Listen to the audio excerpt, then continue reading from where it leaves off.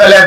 যদি কোনো মেয়ে বোরকা পরে, হাত মোজা, পা মোজা পরে আপনার সাথে মোবাইলে প্রেমের আলাপনে লিপ্ত হয়, আপনি মনে করেন সেখানে দিন আছে। আমি বলে যাচ্ছি সেখানে দিন নাই। যদি দিন থাকতো তাহলে সে আপনার সাথে অবৈধ সম্পর্কে জড়াতে পারতো না।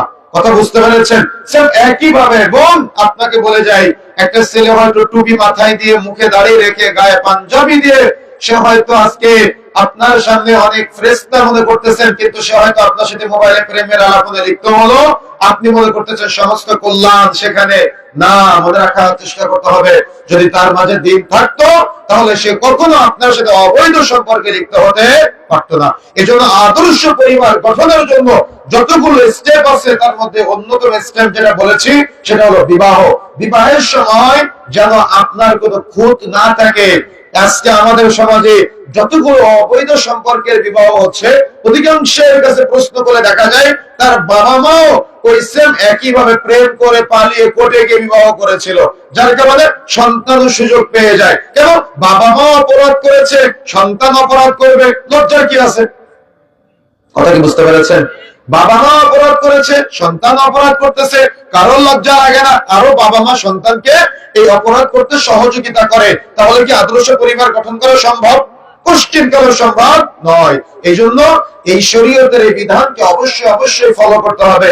যদি আপনি ফলো করতে না পারেন তাহলে দেখা যাচ্ছে আপনার ওই যে একটা অপরাধের লিস্ট, অপরাধীদের লিস্টে যখন আপনার নামটা থাকবে তখন আপনার সন্তান জানতে পারবে, তখন আপনার সন্তান কখনো আপনাকে ইজ্জত করবে না, কখনো আপনাকে মর্যাদা দিবে না। এজন্য আদর্শ পরিবার গঠনের জন্য সর্বোপরি উত্তম বিবাহ, উত্তম স্বামী, দিনদার পরহেজগার তাকওয়াশীল স্বামী, একটা দিনদার পরহেজগার তাকওয়াশীলা আপনি স্ত্রী যদি বাছাই করতে না পারেন তাহলে আপনি কখনো আদর্শ পরিবার গঠন করতে পারবেন না। এই জন্য দিনকে আপনি সর্বদা মূল্যায়ন করার চেষ্টা করবেন। যেখানে দিন আছে সেখানে সফলতা আছে, যেখানে দিন নাই সেখানে সফলতা নাই। এই নীতিতে বিশ্বাসী হতে হবে। দিন আছে, সুখ আছে, দিন নাই, সুখ নাই। আজকে আমাদের সমাজে এত বেশি তালাকের মাসালার জন্য ফোন আসে, আমরা অনেক সময় অতিষ্ঠ হয়ে যাই। কেন এত তালাক? চতুর্দিকে শুধু তালাক আর তালাক, যেদিকে তাকাবেন সেদিকে তালাক। প্রতিটা পরিবারে, অধিকাংশ পরিবারে আজকে তালাকের প্রবণতা দেখা যাচ্ছে। কেন এত তালাক? ওই পরিবারে বিবাহের সময় তারা দিনকে প্রায়োরিটি দেয় নাই, যার কারণে তারা তালাক দিতেও দ্বিধা করে না।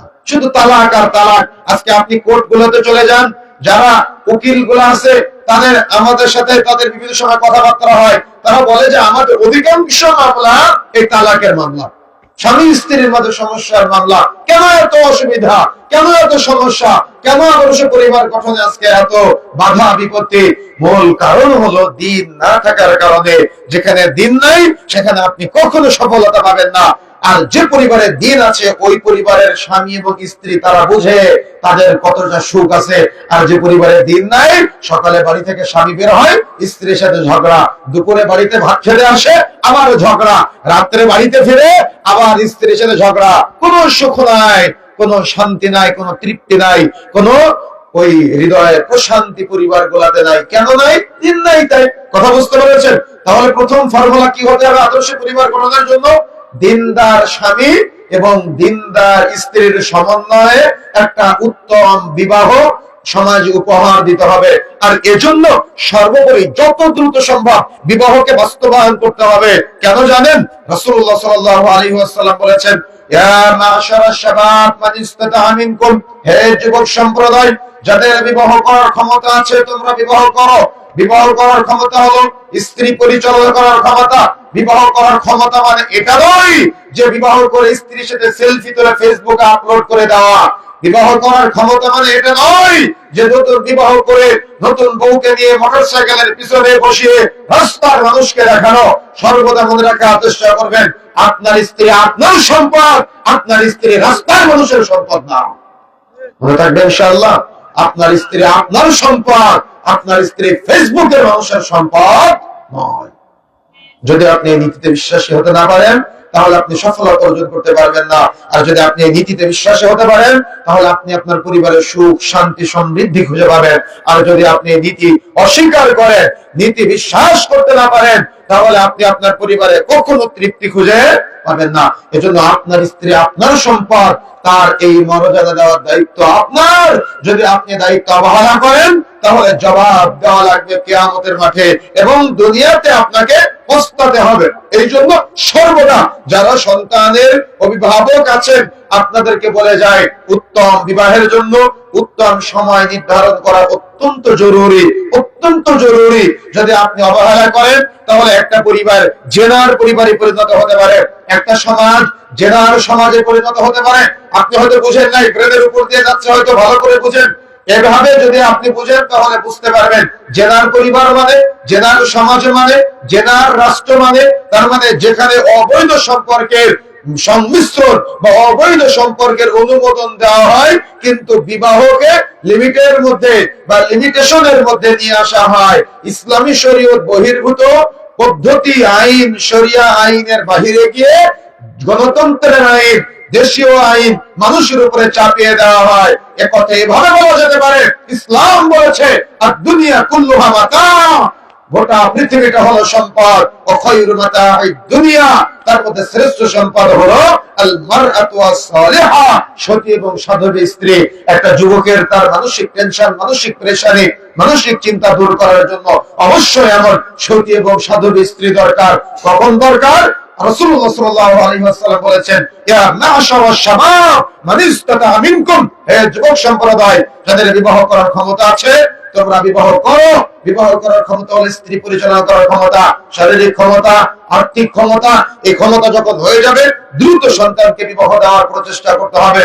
সন্তানের উপযুক্ত বয়স হওয়ার সাথে সাথে যদি আপনি সন্তানকে বিবাহ না দেন, যদি আপনি চিন্তা করেন যে আমার মেয়েটা ইনকাম করবে, উপার্জন করবে, তারপরে আমার মেয়েটা টাকা নিয়ে আসবে, সেই টাকা আমি খাবো, আপনি হলেন ব্যর্থ পিতা। আপনি আপনার মেয়েকে তার যৌবনের জন্য যে প্রয়োজন ছিল বিবাহ দেওয়া, তার পরিবার গঠন করা, অর্থাৎ তার এই আল্লাহ রাব্বুল আলামিনের সৃষ্টিগত পদ্ধতিতে আপনি বাধা দিয়ে আপনি আপনার আইন তার মধ্যে প্রয়োগ করেছেন। আপনি আপনার সন্তান ছেলেকে বিবাহ দিচ্ছেন না যে আমার ছেলেটা মেয়েটাকে খাওয়াবে কি, কেন খাওয়ানোর দায়িত্ব কি আল্লাহ আপনার উপরে দিয়েছে, না আল্লাহ আল্লাহর কাছে রেখে দিয়েছে? কথা বলতে হবে। খাওয়ানোর দায়িত্ব কার হাতে? আল্লাহর হাতে। তাহলে রিজিকের চিন্তা কেন আপনি আপনার ব্রেনের উপরে নিয়ে আসলেন? কেন আপনার দাদার বিবাহ হয়েছিল কত বছর বয়সে, আপনার দাদির বিবাহ হয়েছিল কত বছর বয়সে? তারা কি না খেয়েছিল? তাদের সন্তান কতগুলো ছিল? তাদের পরিবারে কতটুকু সুখ ছিল? কেন তাদের মতো সুখ আজকে আপনার আমার পরিবারে নাই? কেন নাই? আমরা দিনকে মূল্যায়ন করি না। সেই জন্য তারা যখন বিবাহ করে নিয়ে এসেছিল, তখন তারা ওই যে ভ্যান গুলা ছিল, কিন্তু ভ্যানের উপরে আমাদের সাতক্ষীরার ভাষায় বলে সই দেওয়া, তার মানে ঢেকে দেওয়া, যাতে করে নতুন বউকে কেউ দেখতে না পারে। আর আপনি নতুন বউকে নিয়ে আসার সময় রাস্তার মানুষের জন্য বিউটি পার্লার থেকে সাজুগুজু করে নিয়ে এসে রাস্তার মানুষকে দেখাবেন, তো আপনার পরিবারের সুখ পাবেন কিভাবে? আপনার স্ত্রী তো আজকে আপনার না, ও তো রাস্তার মানুষের সম্পদ, এলাকার যুবকদের সম্পদে পরিণত করেছেন আপনি, তাহলে আপনি সুখ পাবেন কিভাবে? আপনি তো পাবেন না। এই জন্য মনে রাখার চেষ্টা করতে হবে আমাদের, সেটা হলো যে অবশ্যই অবশ্যই বিবাহের ক্ষেত্রে দিনদারিতা এবং যত দ্রুত সম্ভব লাজনার ফতোয়া হলো, যদি কোনো বাবা মা উপযুক্ত বয়সে সন্তানকে বিবাহ না দেয়, তাহলে সন্তান বিবাহ বহির্ভূত যত পাপ করবে, গোপন পাপ, প্রত্যেকটা ভাবের একটা করে ভাগ বাবা মা আমলনামায় লিপিবদ্ধ হবে। যেমন সন্তানকে জন্ম দিয়েছেন, জন্ম দেওয়ার পরে সন্তানের যেমন নাম রেখেছেন, আসবে আলোচনার মধ্যে ধারাবাহিক ভাবে, সেম একই ভাবে সন্তানকে আদর্শিত করা, এই আদর্শিত করার পাশাপাশি উত্তম জায়গায় বিবাহ দেওয়া, দ্রুত তাকে বিবাহ দিয়ে হালাল করে দেওয়া, এটা বাবা মার দায়িত্ব। যদি আপনি দায়িত্ব অবহেলা করেন, তাহলে তার যৌবনের চাহিদা সে অপাত্রে ব্যবহার করবে, রাস্তাঘাটে পার্কে ব্যবহার করবে, মেয়ে বন্ধু ছেলে বন্ধুর সাথে ব্যবহার করবে। যখন তাকে বিবাহ দিবেন, ও তো তার সমস্ত ভালোবাসা অবৈধ জায়গা ব্যবহার করে ফেলেছে। তার কাছে ভালোবাসা দেওয়ার মতো আর কোনো ভালোবাসা নাই, স্বামীর কাছেও নাই, স্ত্রীর কাছেও নাই। ও ভালোবাসা অপত্রে ব্যবহার করেছে। এই জন্য যখন বিভিন্ন এই সময় নিয়ে তাদের বিবাহ দিচ্ছেন, অথচ তাদের ভালোবাসা অপত্রে ব্যবহার করে ফেলেছে। স্বামীকে স্ত্রী দেওয়ার, স্ত্রীকে স্বামীকে দেওয়ার মতো কোনো ভালোবাসা আর অবশিষ্ট নাই। তখন তালাক আর তালাক, সুখ নাই, শান্তি নাই, সমৃদ্ধি নাই, সব ভালোবাসা অপত্রে ব্যবহৃত হয়ে গেছে। আপনার কারণে। আপনি বাবা, আপনি আপনার সন্তানকে আদর্শ পরিবার গঠনের জন্য উপযুক্ত সময়ে বিবাহ না দিয়ে তাকে বাড়িতে বসিয়ে রেখেছেন রিজিকের চিন্তায়। আপনার মেয়ে ইনকাম করে খাওয়াবে, আপনি কাপুরুষ সেই ইনকাম খাবেন। মনে রাখার চেষ্টা করতে হবে। এই জন্য যখন উপযুক্ত সময়, এই উপযুক্ত সময়ে তাকে বিবাহ দিয়ে হালাল করে দেওয়ার জন্য আপনাকে প্রচেষ্টা চালাতে হবে। এখন আসুন যে কথা বলতে চাচ্ছিলাম, তাহলে আদর্শ পরিবার গঠনের প্রথম স্টেপ হয়তো আমি আপনাদের বুঝাতে পেরেছি যে সন্তানের উপযুক্ত বয়স হওয়ার সাথে সাথে যারা অভিভাবক আছেন, ছেলেকে মেয়েকে বিবাহ দিয়ে তাকে হালাল করে দেওয়ার চেষ্টা করেন, বৈধ করে দেওয়ার চেষ্টা করেন, যাতে করে তারা অপরাধে না জড়ায়। সেদিকে আপনাকে খেয়াল রাখার চেষ্টা করতে হবে। এরপরে আসেন, বিবাহ সম্পূর্ণ হলো। বিবাহ সম্পূর্ণ হওয়ার পরে আদর্শ পরিবার গঠনের জন্য এখন উত্তম প্রচেষ্টা শুরু হচ্ছে। আপনার সন্তান আল্লাহ রাব্বুল আলামিন দিয়েছেন, সন্তান দেওয়ার পরে আপনি এখন আল্ট্রাসোনোগ্রাফির মাধ্যমে দেখতেছেন যে আপনার ছেলে হচ্ছে না মেয়ে হচ্ছে। প্রথমে একটা ছেলে হয়েছিল, আল্লাহ আবারও ছেলে দিয়েছে। আপনি ডক্টরের কাছ থেকে বিভিন্ন ঔষধ প্রয়োগের মাধ্যমে ছেলেকে নষ্ট করে ফেললেন। বা প্রথমে মেয়ে ছিল, আল্লাহ আবার মেয়ে দিয়েছে, বাচ্চা নষ্ট করে ফেললেন। কি আছে কিনা? কথা বলতে হবে, আছে কিনা? আপনারা শুনেছেন জাহেলিয়াতের যুগের বর্ণনা, আপনারা শুনেছেন জাহেলিয়াতের যুগের বর্ণনা। সে যুগে কন্যা সন্তানকে মাটিতে পুঁতে রাখতো, বালিতে পুঁতে রাখতো। কন্যা সন্তানকে তারা কূপের মধ্যে নিক্ষেপ করতো। বা যদি কোনো বাবার কন্যা সন্তান জন্মগ্রহণ করতো, সে যদি জানতে পারতো যে আমার স্ত্রীর গর্ভ থেকে কন্যা সন্তান দুনিয়াতে এসেছে, তাহলে ওই স্ত্রীকে পর্যন্ত তালাক দিয়েছে, স্ত্রীকে পর্যন্ত একঘড়ি করে রেখে দিয়েছে, এবং তারা জীবিত সন্তানকে হত্যা করেছে, এমন বহু বর্ণনা পাওয়া যায়। কিন্তু তাদের যুগকে হার মানিয়েছে আমাদের সমাজের আধুনিকতার নামে জাহেলিয়াতের সমাজ। বর্তমান বাংলাদেশ, ভারত এবং পাকিস্তানের গবেষণা অনুযায়ী প্রতি 100 জনে 45 থেকে 55 জন মা তারা মাতৃগর্ভে বাচ্চা থাকা অবস্থায় সন্তানকে নষ্ট করে ফেলে। আমি এই পরিবারকে কিভাবে আদর্শ পরিবার শেখাই? বুঝেন না মনে হয়? কি বুঝতে পেরেছেন আপনি? এর মধ্যে প্রায় 35 থেকে 40% মা তারা বাচ্চার শরীরে রোগ আসার পরে বাচ্চাকে নষ্ট করে ফেলে। মনে রাখার চেষ্টা করবেন বোন, আপনি যে শরীরের ফিটনেস ঠিক রাখার জন্য আজকে সন্তান নষ্ট করলেন, মনে রাখবেন ভাই, আপনি রিজিকের চিন্তায় আপনার সন্তানকে নষ্ট করলেন। বা আগে একটা ছেলে ছিল, আল্লাহ আবার ছেলে দিয়েছে। আগে একটা মেয়ে ছিল, আল্লাহ আবার মেয়ে দিয়েছে। সন্তান নষ্ট করে ফেললেন। হয়তো এটা আপনার কাছে খেলনার মতো মনে হতে পারে, কিন্তু কিয়ামতের মাঠে যখন আপনি দাঁড়াবেন, তখন আপনার ওই সন্তান যাকে আপনি নষ্ট করেছেন, বোন, ভালো করে মনে রাখবেন ভাই, আপনার যে সন্তানকে আপনি ঔষধ প্রয়োগের মাধ্যমে নষ্ট করে ফেলেছেন, দুনিয়াতে আসতে দেন নাই, কিয়ামতের মাঠে আপনার সন্তান দাঁড়াবে আপনার সামনে, অভিযোগ করবে আর বলবে, আব্বু আমার কি এমন অপরাধ ছিল যে অপরাধের কারণে তুমি আমাকে হত্যা করেছিলে? আম্মু আমার অপরাধটা কি ছিল যে অপরাধের কারণে আম্মু তুমি আমাকে হত্যা করেছিলে? বলেন তো, যদি আপনার সন্তান এভাবে আপনার প্রতি অভিযোগ করে, আপনি কি জবাব দিবেন আপনার রবের কাছে? জবাব দেওয়ার মতো কি কোনো জবাব আছে আপনার কাছে? তাহলে কত সন্তান আপনি নষ্ট করেছেন, কত সন্তান নষ্ট করার কাছে ডক্টররা সহযোগিতা করেছেন। যারা অপরাধ করে আর যারা অপরাধ করতে সহযোগিতা করে, যারা আমাদের ডক্টর, নার্স ভাই এবং বোনেরা যারা আছেন, যারা সন্তান নষ্ট করার কাজে আপনারা সহযোগিতা করেন, যারা সন্তান নষ্ট করে তারা যে একা পাঠ করে, কিন্তু আপনি আপনার হসপিটাল ক্লিনিকে সকাল থেকে সন্ধ্যা পর্যন্ত 1 মাস ব্যাপী যত মায়ের পেটের সন্তান নষ্ট করে ফেলেছেন, রোগ আসার পরে আপনি সন্তান মেরে ফেলেছেন। মনে রাখার চেষ্টা করবেন, এক একটা সন্তান হত্যা করেছেন মানে গোটা পৃথিবীর মানুষকে হত্যা করলে যত পাপ হয়, ওই অত পাপ আপনার আমলনামায় লিপিবদ্ধ হবে। যে পাপ করে সে তো একা পাপ করে, কিন্তু আপনি পাপ করতে সহযোগিতা করা মানে যত মানুষকে সহযোগিতা করবেন, প্রত্যেক ব্যক্তির একটা করে পাপের ভাগ আপনার আমলনামায় লিপিবদ্ধ করা হবে। এই জন্য সতর্ক থাকতে হবে। আর কিয়ামতের মাঠে আপনি বাবা, আপনি মা যখন দাঁড়াবেন, তখন আপনার সন্তান অভিযোগ করবে আর বলবে, আব্বু আমার কি এমন অপরাধ ছিল যে অপরাধের কারণে তুমি আমাকে দুনিয়াতে আসতে দাও নাই? আম্মু আমার অপরাধটা কি ছিল যে অপরাধের কারণে তুমি আমাকে দুনিয়াতে আসতে দাও নাই? আপনি কি বলবেন যে রিজিকের চিন্তায় তোমাকে আসতে দেইনি? আপনি কি বলবেন তোমার আগে একটা ভাই ছিল তাই তুমি ভাই, এজন্য তোমাকে আসতে দেওয়া হয় নাই? আপনি কি এভাবে বলতে পারবেন? সেদিন কি জবাব দেওয়ার মতো কোনো জবাব আপনার কাছে আছে? এই জন্য মনে রাখার চেষ্টা করতে হবে, আল্লাহ রাসূল সাল্লাল্লাহু আলাইহি ওয়াসাল্লামের উম্মতের সংখ্যা বাড়ানোর জন্য, উত্তম আদর্শ পরিবার গঠনের জন্য আজকে থেকে কখনো কোনো সন্তান হত্যা করার জন্য পরিকল্পনা গ্রহণ করবেন না। কিয়ামতের মাঠে জবাব দেওয়া লাগবে। আর যারা হত্যা করেছেন তওবা করার চেষ্টা করবেন, আল্লাহর কাছে ক্ষমা চাওয়ার চেষ্টা করবেন। আল্লাহ রাব্বুল আলামিন আপনাদের ক্ষমা করুন, দোয়া করে আপনাদের জন্য ভুল বুঝে তওবা করার প্রচেষ্টা চালাবেন। যে কথা বলতে চাচ্ছিলাম, তাহলে আদর্শ পরিবার গঠনের জন্য যখন সন্তান মাতৃগর্ভে আসবে তখন সর্বদা আল্লাহর কাছে দোয়া করতে হবে, বা মাতৃগর্ভে আসার আগেই বিবাহের পর থেকে আল্লাহকে বলতে হবে, রব্বি হাবলি মিনাস সালিহিন, আল্লাহ তুমি আমাকে নেককার, পরহেজগার, তাকওয়াশীল সুসন্তান দান করো। বলতে পারবেন ইনশাআল্লাহ? আল্লাহকে বলতে হবে। কিন্তু আপনার স্ত্রী তো বেশি বেশি সিনেমা দেখে, আপনার স্ত্রী বেশি বেশি গান দেখে, আপনার স্ত্রী বেশি বেশি ভারতীয় সিরিয়াল দেখে, আর ওইখানে যে মেয়েগুলো আছে, যে ছেলেগুলো আছে, আপনার স্ত্রীর চিন্তা হলো ওই ছেলেটার মতো যদি আমার ছেলে হতো, ওই মেয়েটার মতো যদি আমার মেয়ে হতো, তাহলে আপনার স্ত্রীর চিন্তা খেলোয়াড়ের মতো আপনার সন্তান হবে, আপনার স্ত্রীর বা আপনার চিন্তা নায়ক নায়িকার মতো আপনার সন্তান হবে। কোনদিন আমি বলতে দেখি না দুই হাত তুলে আল্লাহকে, আল্লাহ তুমি আমাকে একটা নেককার, পরহেজগার সুসন্তান দান করো, যে সন্তান আমাকে দুনিয়া আখিরাতে সম্মানিত করবে। বলেছেন কখনো? আদর্শ পরিবার গঠনের জন্য আপনাকে চাইতে হবে আল্লাহর কাছে, আল্লাহকে বলতে হবে আপনাকে, আল্লাহর কাছে চাইতে হবে আপনাকে। মনে রাখার চেষ্টা করতে হবে, যদি আপনি আল্লাহর কাছে না চাইতে পারেন তাহলে কিন্তু আপনি ব্যর্থ হয়ে যাবেন। এজন্য আল্লাহকে বলতে হবে, আল্লাহর কাছে চাইতে হবে, রব্বি হাবলি মিনাস সালিহিন, আল্লাহ তুমি আমাকে একটা নেককার, পরহেজগার সুসন্তান দান করো। বলতে পারবেন ইনশাআল্লাহ? সব সময় বলতে হবে, আল্লাহর কাছে কাঁদতে হবে, আল্লাহর কাছে চাইতে হবে। কেন?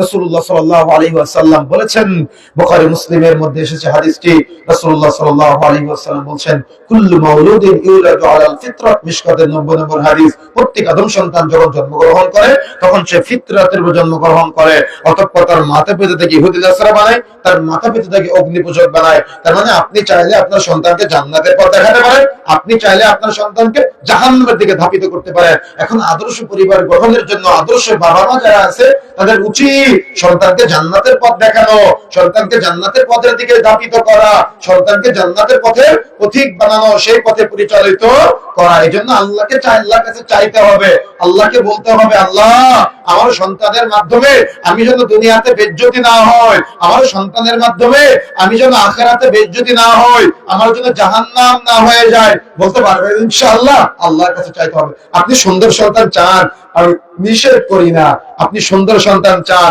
আমি নিষেধ করি না, তবে আগে চাইতে হবে দিনদার, আগে চাইতে হবে পরহেজগার, আগে চাইতে হবে তাকওয়াশীল সন্তান। এটা আপনার নীতিমালার মধ্যে আজকে থেকে ঢুকিয়ে নেওয়ার চেষ্টা করবেন। আপনি যে সন্তানই চান, আগে চাইতে হবে দিনদার, আগে চাইতে হবে পরহেজগার, আগে চাইতে হবে তাকওয়াশীল সন্তান হয়ে থাকবে ইনশাআল্লাহ।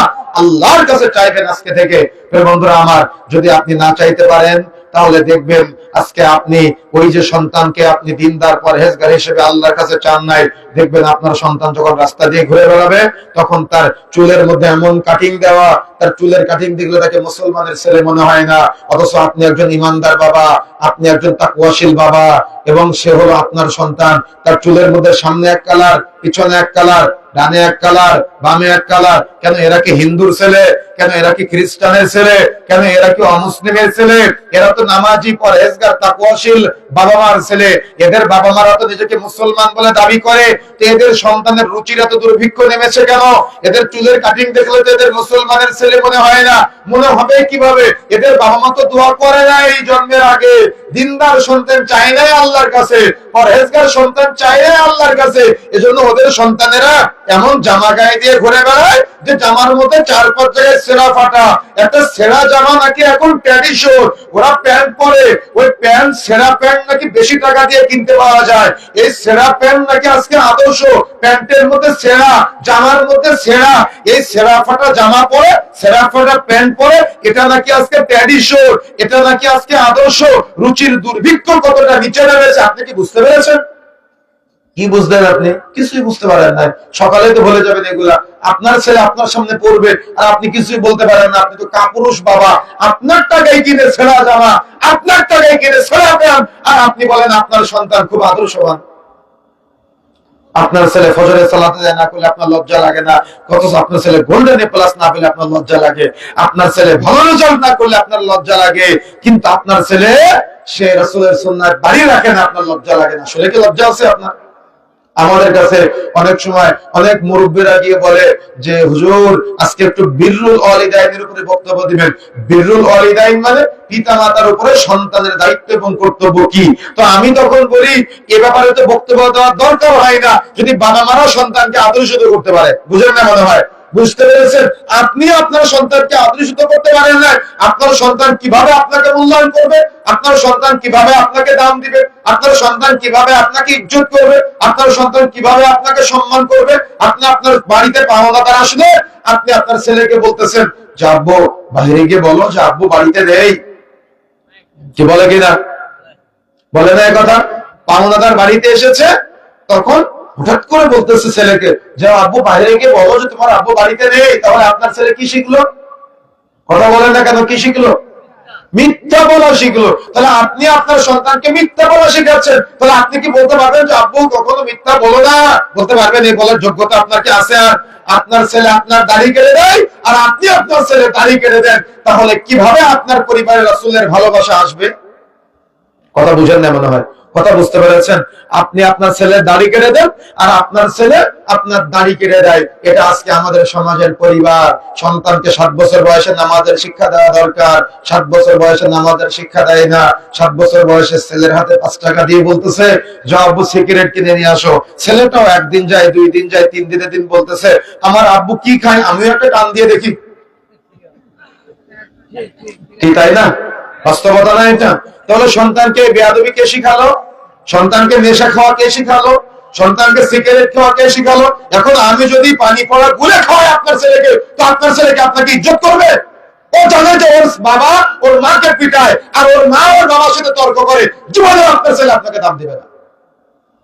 ও জানে ওর বাবা সুদখোর, ও জানে ওর বাবা ঘুষখোর, ও জানে ওর বাবা অন্যের জমি চুরি করে, ও জানে ওর বাবা ওজনে কম দেয়, ও জানে ওর বাবা সিনেমা দেখে, ও জানে ওর বাবা মদ্যপানে জড়িত, ও জানে ওর বাবা পরকীয়ায় জড়িত, ও জানে ওর মা বেপরদায় চলে, ও জীবনে ওর বাবা মাকে মূল্যায়ন করবে না। কথা কি বুঝতে পেরেছেন? এগুলো হলো আদর্শ পরিবার গঠনের জন্য, এগুলো হলো প্রতিবন্ধক, এগুলা আমাদের সমাজে অন্তরায় হয়ে দাঁড়িয়েছে।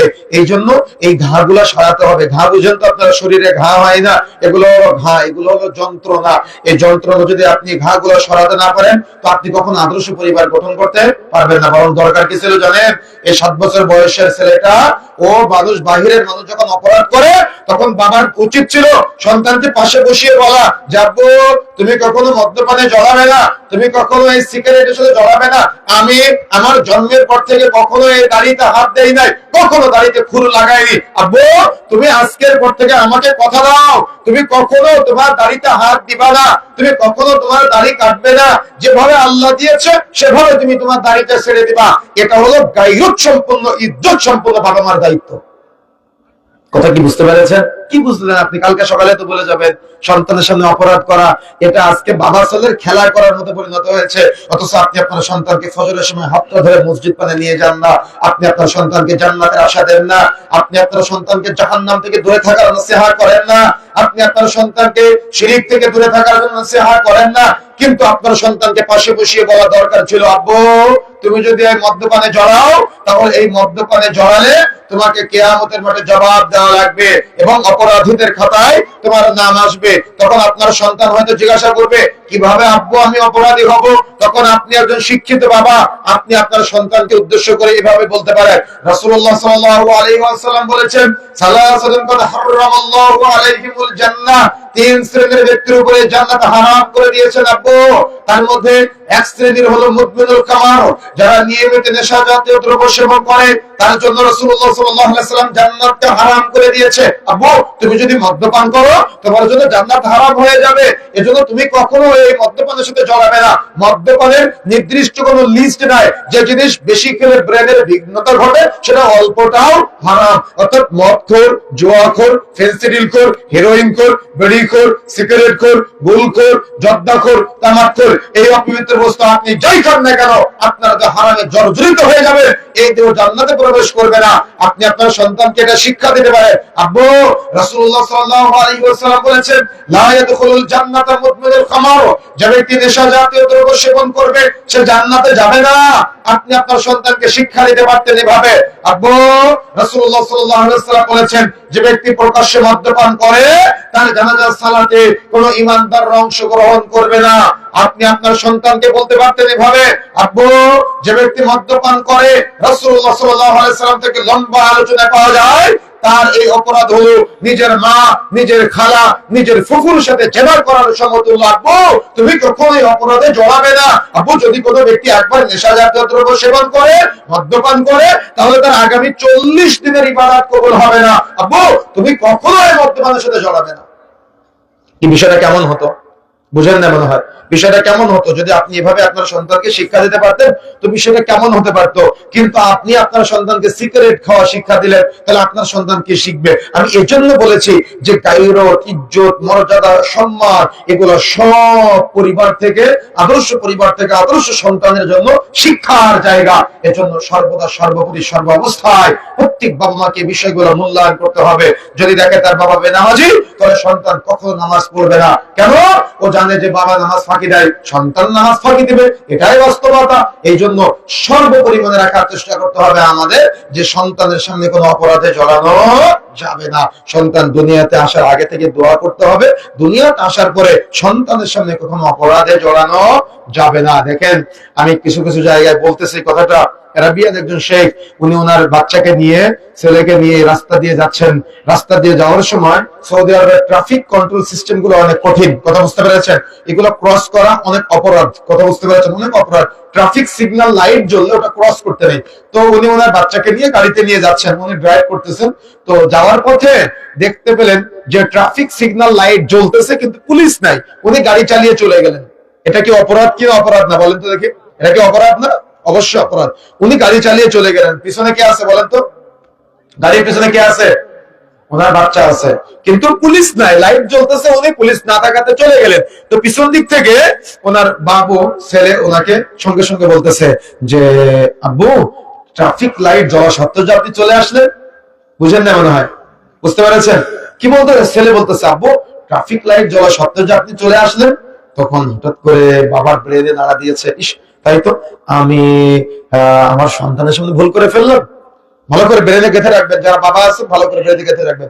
তো উনি বলতেছে, তাই তো, আমি আসলে তো আমার সন্তানের সামনে ভুল করে ফেললাম। তখন উনি ওনার অনুশোচনা বোধ থেকে উনি গাড়িটা ঘুরিয়ে ট্রাফিক কন্ট্রোল পুলিশ রুম যেখানে আছে ওখানে চলে গিয়েছে। গিয়ে পুলিশ অফিসারকে বলতেছে যে, অমুক ট্রাফিক সিগন্যালে লাইট জ্বলা সত্ত্বেও আমি ক্রস করে চলে আসতে, আমাকে জরিমানা করেন।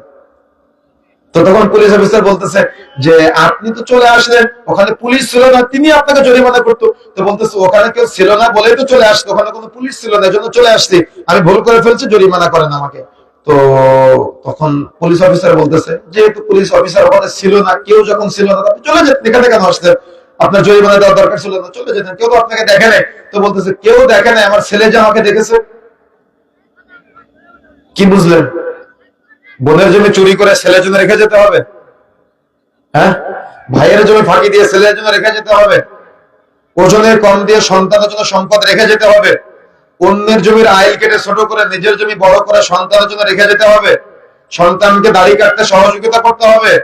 সন্তানকে সিগারেট খেতে সহযোগিতা করতে হবে? সন্তানকে সুদ খেতে সহযোগিতা করতে হবে? সন্তানকে জেনা করতে সহযোগিতা করতে হবে? কি শিখলেন? কি বুঝলেন? আমি বুঝাতে পেরেছি আপনাদের কথা? কি বুঝতে পেরেছেন? তাহলে এভাবে গড়ে উঠতে হবে যে আপনি এমন একজন বাবা হবেন যেন আপনার সন্তান অনুবীক্ষণ যন্ত্র দিয়ে খুঁজে আপনার কোনো অপরাধ বের করতে না পারে। কথা বোঝায় না মনে হয়? কথা কি বুঝতে পেরেছেন? রাস্তা দিয়ে যাচ্ছেন, দেখতেছেন আপনার বাইকের চাকার নিচে একটা মুরগি পড়েছে, কি বলেন তো? মুরগি। আপনি মূল্যায়নই করলেন না, গাড়ি চালিয়ে চলে গেলেন, পিছনে আপনার বাচ্চা আছে, কিন্তু আপনি ওই সময়তে গাড়িটা থামিয়ে ওই মুরগির মালিক যে আছে তাকে খুঁজে বের করে তার মুরগির যে প্রাপ্য মূল্য যেটা আছে, আপনি যদি সেটা না পারেন, অন্তত অর্ধেকটাও যদি আপনি দিতে পারতেন, তাহলে আপনার সন্তান আপনাকে মূল্যায়ন করতো। কথা বুঝেন না মনে হয়? কথা বুঝতে পেরেছেন? এটা হলো বাবা মার ইজ্জত, এটা হলো বাবা মার গায়রত, এটা হলো বাবা মার মর্যাদা, এটা হলো বাবা মার সম্মান। রাসূলুল্লাহ সাল্লাল্লাহু আলাইহি ওয়াসাল্লাম বলেছেন কিয়ামতের আগে জিনা ব্যভিচার বেড়ে যাবে। জিনা ব্যভিচার বাড়বে মানে শুধুমাত্র কি শারীরিক জিনা করবে না, চোখের জিনা হতে পারে, অন্তরের জিনা হতে পারে, হাতের জিনা হতে পারে, পায়ের জিনা হতে পারে। তার মানে ওই যে আপনি ড্রয়িং রুমের মধ্যে বসে আছেন, টিভি চলা আছে, আপনার পাশে আপনার ছেলে আছে, আপনার বাবা আছে, আপনার মা আছে, আপনার বোন আছে, আপনার স্ত্রী আছে, সবাই একসাথে বসে আছেন টিভিতে, ওই নাটক দেখতেছেন, সিনেমা দেখতেছেন, অন্তরে অন্তরে পরিকল্পনা করতেছেন। কি পরিকল্পনা? ওই নগ্ন নারীকে রেখে আপনিও যে পরিকল্পনা করেন, আপনার বাপ একই পরিকল্পনা করেন, আপনার সন্তান একই নগ্ন পরিকল্পনা করে, তার মধ্যে সবাই একসাথে বসে বসে জেনা করে। কথা বুঝে নেওয়া হয়। এগুলা কি আদর্শ পরিবারের অন্তরায় নয়? কি মনে হয় এগুলো আদর্শ পরিবারের অন্তরায় নয়? ওই সিনেমা দেখে শিখতেছে যে অমুক ছেলেটা, অমুক নায়ক অমুক সিনেমার মধ্যে একটা মেয়েকে পালিয়ে দিয়ে বিবাহ করেছে কোর্টে গিয়ে, আর আপনার ছেলেটাও ওই দেখা দেখি কোনো একটা মেয়ের সাথে সম্পর্ক করে সে কোর্ট ম্যারেজ করে পালিয়ে বিবাহ করতেছে। কি আছে কিনা? সমাজে আছে কিনা? যদি এভাবে চলতে থাকে তাহলে আদর্শ পরিবার কখনো পাওয়া যাবে না। রাসূলুল্লাহ সাল্লাল্লাহু আলাইহি ওয়াসাল্লাম বলেছেন, রাসূলুল্লাহ সাল্লাল্লাহু আলাইহি ওয়াসাল্লাম বলেছেন লা নিকাহা ইল্লা বিওয়ালি, যে বিবাহের ওলি নেই সেই বিবাহ বাতিল। অর্থাৎ ফানিকাহ বাতিল, ফানিকাহ বাতিল, ফানিকাহ বাতিল, যে বিবাহের ওলি নেই সেই বিবাহ বাতিল। যুবক ভাইয়েরা, মুরব্বিরা যারা প্রেম করে পালিয়ে কোর্টে গিয়ে বিবাহ করেছেন, আপনার এই বিবাহ অবৈধ। যে বিবাহে ওলি নেই, মেয়ের বাবা নেই বা মেয়ের ভাই নাই, কোন মেয়ে বিবাহের ওলি হতে পারে না, মায়ের বাড়ির লোক বিবাহের ওলি হতে পারে না। এই জন্য মনে রাখার চেষ্টা করবেন, বন্ধুরা বিবাহের ওলি হতে পারে না। মেয়ের ক্ষেত্রে অবশ্যই ওলি বাধ্যতামূলক, কিন্তু আজকে জাহেলিয়াতের সমাজে, আজকে আমাদের সমাজে দেখা যায় যে বিবাহে কোনো ওলি নাই, ওলির নাম মাত্র আজকে আমাদের সমাজে নাই, কিন্তু বিবাহ বন্ধনে আবদ্ধ হচ্ছে। এই যে জিনার সম্পর্কগুলো হচ্ছে, এগুলাই আদর্শ পরিবার গঠনের অন্তরায় হয়ে দাঁড়িয়েছে, বাধা হয়ে দাঁড়িয়েছে। এরা প্রেম প্রীতির নামে জেনাকে লাইসেন্স দিয়েছে আজকে কাজী সাহেবে। এই যারা কাজী অফিস যেগুলো আছে, এরা যে কিয়ামতের মাঠে কি জবাব দিবে আমি জানি না। কেন? এরা সামান্য কিছু টাকার লোভে এরা আজকে এই অবৈধ সম্পর্ককে বিবাহের সার্টিফিকেট দেয়। এই বিবাহের সার্টিফিকেট দেওয়ার কি ক্ষমতা রাখে যদি বিবাহের ওলি না থাকে? যেখানে ইসলাম বলেছে, যেখানে রাসূলুল্লাহ সাল্লাল্লাহু আলাইহি ওয়াসাল্লাম বলেছে লা নিকাহা ইল্লা বিওয়ালি, যে বিবাহে ওলি নেই সেই বিবাহ বাতিল। সেখানে কাজী সাহেব কিভাবে ওলি ছাড়া বিবাহ বন্ধনে আবদ্ধ করে দিতে পারে বা বিবাহের বৈধতা দিতে পারে? এজন্য যারা প্রেম করে পালিয়ে কোর্টে গিয়ে বিবাহ করেছিলেন, মেয়ের বাবা বা ওলি উপস্থিত ছিল না, ওই বিবাহ বাতিল। যতদিন একসাথে সংসার করবেন কোনটাই জেনার গুনাহ হবে। আর এভাবে আপনার সন্তান যেগুলো আসবে এসব অবৈধ সন্তান, আর এদের পরিবার কখনো আদর্শ পরিবার হবে না। এদের সন্তানরা ওরকম প্রেম করে পালিয়ে কোর্টে গিয়ে জেনার সম্পর্কে জড়িত হবে। সুতরাং সতর্ক হওয়ার চেষ্টা করতে হবে, সাবধান হওয়ার চেষ্টা করতে হবে। আদর্শ পরিবার গঠনের অন্তরায় যেগুলো আছে এগুলো থেকে আমাদের বের হয়ে আসার প্রচেষ্টা চালাতে হবে। যদি আপনি বের হয়ে আসতে না পারেন তাহলে এ সমাজ কখনো আদর্শিত হবে না। আদর্শ পরিবার গঠনের জন্য আমাকে আপনাকে এই অগ্রগামী ভূমিকাগুলো পালন করতে হবে। যদি আপনি পালন করতে না পারেন তাহলে আপনার সমাজে জেনেবা বিচার ছড়াবে, পাপাচার ছড়াবে, সমাজে শুধু অশ্লীলতা, বেহায়াপনা, নোংরামি। আর এরা যত সিনেমা দেখে ওই সিনেমার ছেলেটার মতো করে স্বামীকে পেতে চায়। আর যুবক ভাইয়েরা নাটকের মধ্যে যে মেয়েটাকে দেখে এরা তো পতিতালয়ের নারী। পতিতালয় বুঝেন? যারা টাকার বিনিময়ে চেহারা বিক্রয় করে, যারা টাকার বিনিময়ে যুবকদেরকে তাদের প্রতি আকৃষ্ট করে। এই সিনেমাতে যে নায়ক নায়িকাদের দেখেন এরা সব পতিতালয়ের। আর এরা হলো আপনার আদর্শ, এরা হলো আপনার মডেল। এদেরকে আপনি ফলো করেন। এই পতিতালয়ের মেয়েদেরকে দেখে আপনি আপনার স্ত্রীকে তার মতো করে চান। ওই পতিতালয়ের ওই যে প্রশিক্ষণ গুলা, ওখানে যে ছেলেগুলা প্রশিক্ষণ দেয়, নাটক সিনেমা বানায়, তার মতো করে বল আপনি আপনার স্বামীকে চাচ্ছেন। কিন্তু ওগুলা তো সাজানো নাটক, ওগুলো তো বাস্তবতা না, ওগুলো তো রিয়েলিটি না, ওগুলো স্ক্রিপ্ট লেখা থাকে, তারা অভিনয় করে, টাকার বিনিময়ে চেহারা বিক্রয় করে। আর আপনি আপনার স্বামীকে তার মতো করে চাচ্ছেন, আপনি আপনার স্ত্রীকে তার মতো করে চাচ্ছেন, পতিতালয়ের নারীর মতো করে। তাহলে আপনার পরিবার আদর্শিত কিভাবে হবে? আমার কথা বুঝতে পেরেছেন? এজন্য পতিতালয়ের নারী, পতিতালয়ের এই যে প্রযুক্তি আমাদের সমাজে আমরা দেখতে পাচ্ছি, এটা থেকে যদি আপনি আপনার পরিবারকে বাঁচাতে না পারেন তাহলে আপনার পরিবারে আপনি আদর্শিত পরিবার পাবেন না, সুখ পাবেন না, শান্তি পাবেন না। শুধু তালাক আর তালাক, তালাক আর তালাক, পান থেকে চুন খসলেই তালাক, কোন প্রকার স্যাক্রিফাইস নাই, কোন প্রকার ক্ষমা নাই, কোন প্রকার আবেগ নাই, কোন প্রকার টান নাই।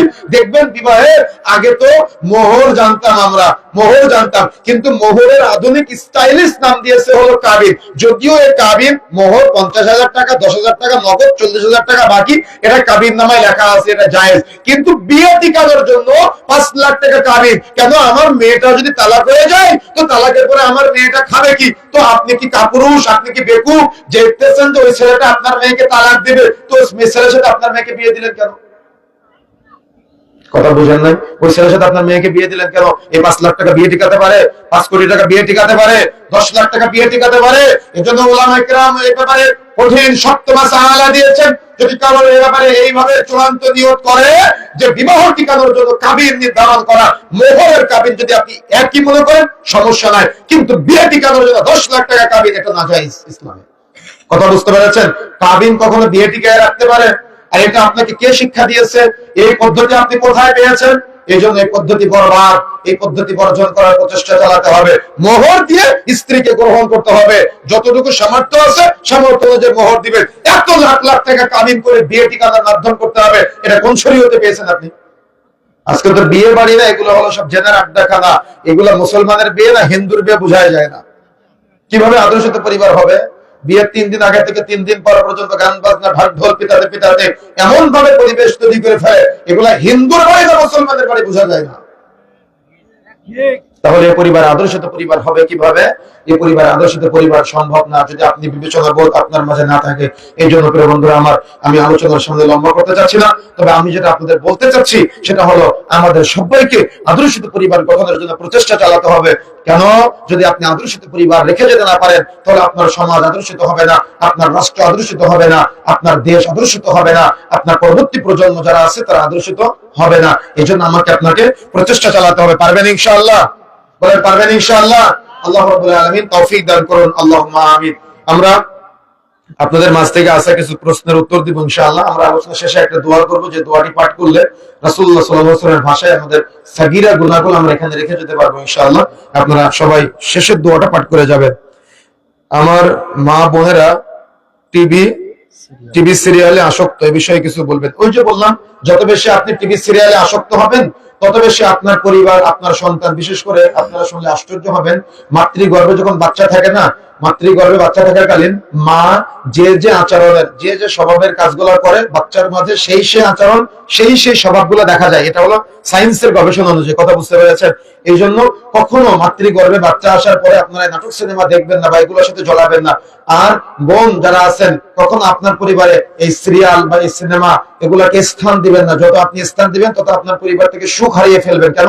ওগুলা তারা এমন ভাবে সাজায় আমাদের পরিবারের সুখ গুলাকে নষ্ট করে দেওয়ার জন্য, শান্তি গুলা নষ্ট করে দেওয়ার জন্য। এজন্য এগুলা থেকে সর্বদা বিরত থাকার চেষ্টা করবেন। আর এগুলো নিতান্ত হারাম। এগুলা তো ওই পরিবারে থাকে যে পরিবারের প্রধান হলো কাপুরুষ। আপনি যদি পুরুষ হতেন তাহলে আপনার পরিবারে এগুলো থাকতো না। ডিশের বিল কে দেয়? আপনি দেন। কারেন্টের বিল কে দেয়? আপনি দেন। টিভি কার টাকায় কেনা? আপনার টাকায় কেনা। আপনি হলেন কাপুরুষ, আপনার টাকায় কেনা, আপনার টাকায় ডিশের বিল, আপনার টাকায় কারেন্টের বিল, আপনার টাকায় সিনেমা চলে। অপরাধী আপনি। অপরাধ করতে সহযোগিতা করতেছেন আপনি। এখানে আরেকটা কথা বলে রাখি, সেটা হলো চায়ের দোকানদার আছে না, চায়ের দোকান আগে সিনেমা দেখতে যেত কোথায়? কোথায়? জয়পুরহাট শহরে, তাই না? আর এখন সিনেমা দেখতে যায় কোথায়? চায়ের দোকানে। এক একটা চায়ের দোকান এক একটা সিনেমা হল। মনে রাখার চেষ্টা করবেন, আপনার দোকানে যে সিনেমা দেখে সে একা পাপ করে, কিন্তু ওই সিনেমা দেখ যে আপনি দেখান, ডিশের বিল কে দেয়? আপনি দেন। কারেন্টের বিল কে দেয়? আপনি দেন। টিভি কার টাকায় কেনা? আপনার টাকায় কেনা। আপনি হলেন সিনেমা হলের মালিক। এখন থেকে চায়ের দোকান বলবেন না, চায়ের দোকানে যেখানে টিভি আছে এটাকে বলবেন সিনেমা হল। কথা বুঝতে পেরেছেন? ওই সিনেমা হলে সকাল থেকে সন্ধ্যা পর্যন্ত যত মানুষ সিনেমা দেখবে প্রত্যেক ব্যক্তির একটা করে পাপের ভাগ ওই যে ব্যবস্থা করে দিয়েছে তার আমলনামা জড়িত হবে। হ্যাঁ, খুব সহজে জান্নাত পাওয়ার উপায় কি? রাসূলুল্লাহ সাল্লাল্লাহু আলাইহি ওয়াসাল্লাম বলেছেন, ফরজ সালাত আদায় করবে, ফরজ সিয়াম পালন করবে, সামর্থ্য হলে হজ করবে, সামর্থ্য হলে যাকাত আদায় করবে। কথা মনে রাখবে ইনশাআল্লাহ। আর নারীদের জন্য মনে রাখার চেষ্টা করতে হবে, সালাত আদায় করবে, সিয়াম পালন করবে, স্বামীর খেদমত করবে, লজ্জাস্থানের হেফাজত করবে। আবারও বলি, বোন ফরজ সালাত আদায় করবেন, সিয়াম পালন করবেন, স্বামীর খেদমত করবেন, লজ্জাস্থানের হেফাজত করবেন। লজ্জাস্থানের হেফাজত বুঝেন? আমি মদিনায় ছিলাম গত 3-4 মাস আগে। তো সেখানে আমি একজন খেজুর ব্যবসায়ী, আমাদের দিনী ভাই, ওনার দোকানে বসে আছি। তো মদিনার একজন মহিলা আসলেন খেজুর কেনার জন্য। তো উনি আসার পরে উনি ওনার বাচ্চাকে নিয়ে এসেছেন সাথে করে। তো ওনার বাচ্চাকে দিয়ে আমাদের দিনী ভাই দোকানদার ওনাকে বলতেছে আমার এই খেজুরটা দরকার, উনি ওই বাচ্চাকে দিয়ে দরদাম করতেছে। উনি কোনো দোকানদারের সাথে কথাই বললেন না, উনি পণ্যটা নেওয়া পর্যন্ত দোকানদার ভাইয়ের সাথে কোনো কথাই বললেন না। তো আমি মনে করলাম মদিনার স্থানীয়, আর এরা বাইরে থেকে এসেছে তাই মনে অহংকার করে কথা বললো না। তো আমি আমাদের দিনী ভাই দোকানদার ভাইকে জিজ্ঞাসা করলাম যে ভাইজান উনি কথা কেন বললো না আপনার সাথে, সন্তানকে দিয়ে কেন কথা বলো? তো তখন উনি বলতেছে যে আব্দুল্লাহ ভাই আপনি যেটা ভাবছেন বিষয়টা এমনটা না, মূলত উনি যদি আমার সাথে কথা বলে আমি তো ওনার মাহরাম না, ওনার কণ্ঠের পর্দা বিঘ্ন ঘটবে তাই উনি আমার সাথে কথা বলে না। সুবহানাল্লাহ বাড়ি থেকে বলবেন। আর আপনার স্ত্রী কি করে? আপনি স্বামী দাঁড়িয়ে আছেন, আপনার সামনে দোকানদারের সাথে ভাইয়া ভাইয়া করতে করতে ফেলা তুলে ফেলে, তাই না? বিষয়টা এমনটা নয় কি? এজন্য লজ্জাস্থানের হেফাজত করা অত্যন্ত জরুরি, স্বামীর খেদমত করা অত্যন্ত জরুরি, আনুগত্য করা অত্যন্ত জরুরি, এবং সালাত আদায় করবে, সিয়াম পালন করবে। নারীদের জন্য সহজ, ছেলেদের জন্য হালাল উপার্জন করতে হবে, হালাল উপার্জন করতে হবে। কথা বুঝতে পেরেছেন? হালাল উপার্জন করতে হবে, সালাত আদায় করতে হবে, সিয়াম পালন করতে হবে, সামর্থ্য হজ করবেন, সামর্থ্য যাকাত আদায় করবেন, দান সাদাকা করবেন, আল্লাহ রাব্বুল আলামিন কবুল করুন, এবং বেশি বেশি মানুষকে ক্ষমা করবেন। কথা বুঝতে পেরেছেন? জান্নাত লাভের আরেকটা সহজ উপায় হলো বেশি বেশি মানুষকে ক্ষমা করা, বেশি বেশি অন্যের কল্যাণ কামনা করা, বেশি বেশি অন্যের সফলতা কামনা করা। আর যত বেশি আপনি অন্যের অকল্যাণ কামনা করবেন তত আপনি নিজেকে জাহান্নামের দিকে ধাবিত করবেন। কথা বুঝতে পেরেছেন? এজন্য অন্যের কল্যাণ কামনা করবেন, অন্যের সফলতা কামনা করবেন, অন্যের জন্য কল্যাণের দোয়া করবেন ইনশাআল্লাহ। কি কাজ করলে মহিলারা জান্নাতে যেতে পারবে? এটা তো বললাম, এটার দরকার আছে। চারটা কাজ যেটা বলেছি এটা মনে রাখবেন ইনশাআল্লাহ। কোন খোলা প্রাঙ্গণে প্যান্ডেল স্থাপিত করে শুধুমাত্র মহিলাদের জন্য মহিলা বক্তা দ্বারা যে মাহফিল অনুষ্ঠিত হয় তা শোনা যাবে কি? আমাদের সমাজে মহিলা তালিম, মহিলা মাহফিল, এটা আপনাদের কাছে শুনতে খারাপ লাগতে পারে, মনে হতে পারে যে আমি দ্বীনের বিরুদ্ধে বলতেছি, কিন্তু রাসূলুল্লাহ সাল্লাল্লাহু আলাইহি ওয়াসাল্লাম কখনো তার কোন স্ত্রীকে বলে নাই যে আয়েশা তুমি যাও অমুক গ্রামে গিয়ে দাওয়াত দিয়ে আসো, ফাতিমা আমার কন্যা তুমি যাও অমুক এলাকায় গিয়ে দাওয়াত দিয়ে আসো। বলেছেন? কোন হাদিস আছে? পেয়েছেন কোন সময়? তো আপনার স্ত্রীকে আপনি ওই তালিমের ভাবির কাছে কেন পাঠালেন? তালিমের নানির কাছে কেন পাঠালেন? তাদের কাছে কি সঠিক ইসলাম আছে? তাদের কাছে তো সঠিক ইসলাম নাই, তারা ভুলভাল শিখাই দিয়ে যায়। এজন্য সঠিক ইসলাম শিখানোর জন্য কি পদ্ধতি আছে জানেন? সেটা হলো মসজিদে খুতবা শোনার ব্যবস্থা করে দিবেন। মা বোনদের মনে থাকবে, কি করবেন? খুতবা শোনার ব্যবস্থা করবেন, যাতে করে আপনার স্ত্রী জুমার আজানের আগে মসজিদে যায় আর খতিব সাহেব বিষয়ভিত্তিক খুতবা দেয়, আপনার স্ত্রী সেখান থেকে দিন চর্চা করতে পারে। কিন্তু আমাদের সমাজে মহিলা তালিম, মহিলা ওয়াজ মাহফিল, বিভিন্ন এক জেলা থেকে আরেক জেলায় মহিলা বক্তা নিয়ে এসে মাইকে ভিডিও করে বা বিভিন্ন ভাবে যেগুলা করা হয় এগুলা নাজায়েজ, এগুলা ইসলাম নিষিদ্ধ করা হয়েছে, এগুলা চলবে না, এগুলা ইসলাম অনুমতি দেয় নাই। রাসূলুল্লাহ সাল্লাল্লাহু আলাইহি ওয়াসাল্লাম কখনো তার স্ত্রী কন্যাকে কখনো বলে নাই। এজন্য এটা থেকে অবশ্যই বিরত থাকবেন। এটা হয়তো আপনার কাছে শুনতে খারাপ লাগতে পারে, এটা ইসলামের বিরোধিতা না, বরং এটা ইসলামের চূড়ান্ত বিধান। যেহেতু রাসূল এটা প্রয়োজন মনে করে নাই, আপনি প্রয়োজন মনে করলেন কেন? প্রয়োজন আছে, আপনার স্ত্রীর দিন শেখার প্রয়োজন আছে। কোথায় আছে?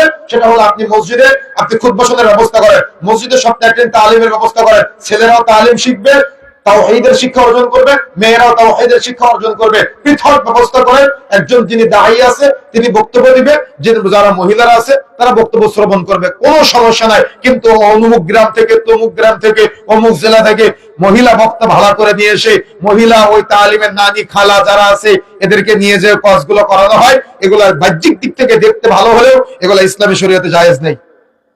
জমি না, এটা ইসলামে নিষিদ্ধ। এটা হলো টাকার বিনিময়ে টাকা নেওয়া, যেমন সুদ, টাকার বিনিময়ে আজকে ওই জমি জায়গার ফসল ভোগ করে ওই টাকাটা আবার ফেরত নেওয়া, সেম সুদের আওতায়। আজকে টাকার বিনিময়ে ওই একজন ভাই আমাকে ফোন দিয়েছে, ফোন দিয়ে বলতেছে যে শেখ আমি তো ওই ওষুধের ফার্মেসি আছে আমার একটা, তো আমি একজনের কাছ থেকে কিছু টাকা ঋণ নিয়েছি, তো উনি বলতেছে যে আমার ওই টাকার বদলে টাকা দিলে তো সুদ হবে, টাকা দেওয়ার দরকার নাই। বাবু তোমার যেহেতু ওষুধের দোকান আছে, আমি অসুস্থ মানুষ, তুমি মাসে মাসে আমার কিছু ওষুধ দিও।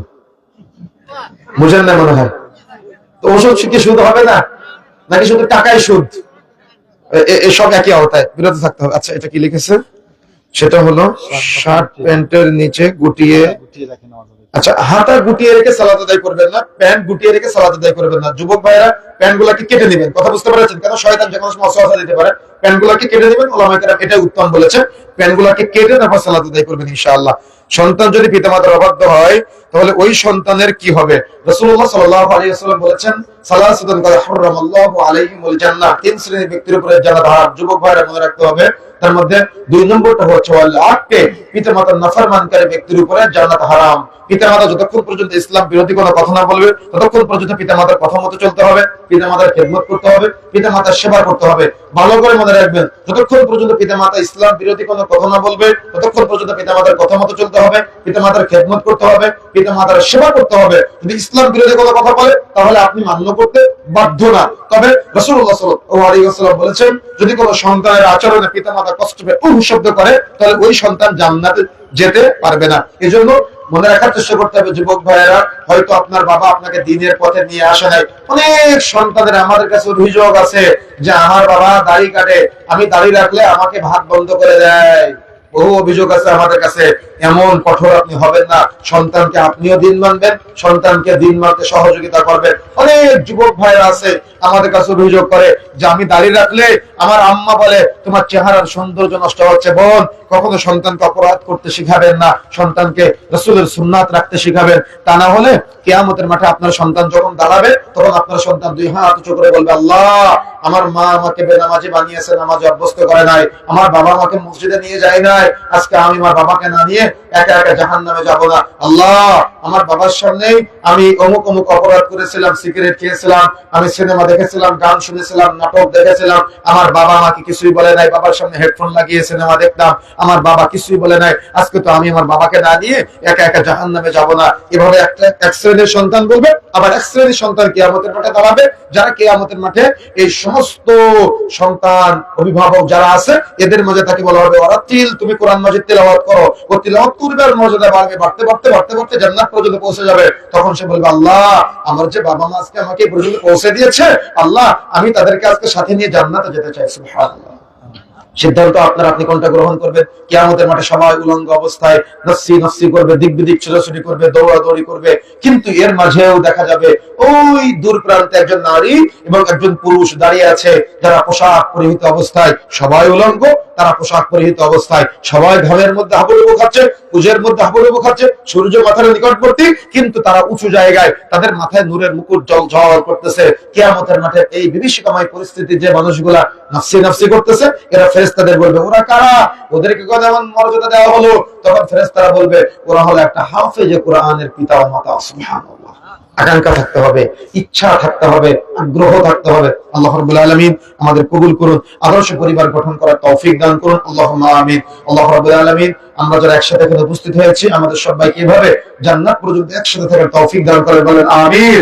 আল্লাহ রাব্বুল আলামিন এভাবে কোনো একদিন আমাদের সবাইকে একসাথে জান্নাতে বসে গল্প করার তৌফিক দান করেন, বলেন আমিন। সবাই আমার সাথে সাথে বলেন, সুবহানাকা আল্লাহুম্মা ওয়া বিহামদিকা আশহাদু আল্লা ইলাহা ইল্লা আনতা আস্তাগফিরুকা ওয়া আতুবু ইলাইক। আসসালামু আলাইকুম ওয়া রাহমাতুল্লাহি ওয়া বারাকাতুহু। আমি যত জায়গায় আলোচনা করেছি আজকে মাইকটা অনেক ভালো পেয়েছি, আলহামদুলিল্লাহ। জাযাকাল্লাহ খাইর।